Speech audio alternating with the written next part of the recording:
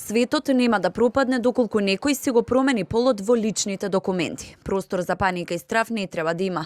Реагираат од Националната мрежа против хомофобија и трансфобија, откако владата ги повлече предлог измените на Законот за матична евиденција од собраниска процедура.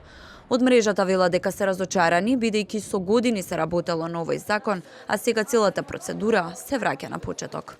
Не може за едни граѓани да се носат одредени решенија кои што има бенефита за граѓаните кои што се трансродови, кои што си одлучиле да го живеат така својот живот, да нема дискусија, да нема расправа и едноставно без никакво образложение да се или слабо аргументирано, ете би рекла, образложение да се повлекува законот, наспроти тоа дека навистина и пратениците како пратеници и во представниците во тие комисии имаат механизми во собранието да расправаат, да аргументираат и така натаму. Јавната расправа е еден од тие механизми. Со овој закон се уредува промената на документ врз основа на самоопределување на лицата кои што сакаат да си ги променат личните документи, бидејќи не го чувствуваат полот кој им е препишан при раѓање, а не промена на полот на лицето, какви што недоразбирање имаше во јавноста, објаснуваат од Националната мрежа. Нема простор за паника, за страф, дека светот ќе пропадне со законот, едноставно само ќе може некој да си ги смени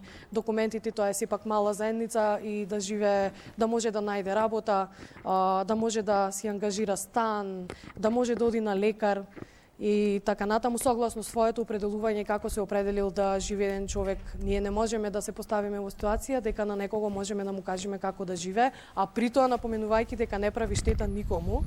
Инаку предлог измените на Законот за матична евиденција беа повлечени од собраниска процедура со објаснување дека законот треба да се доусогласи со реформираниот систем на регистрација на новородени деца.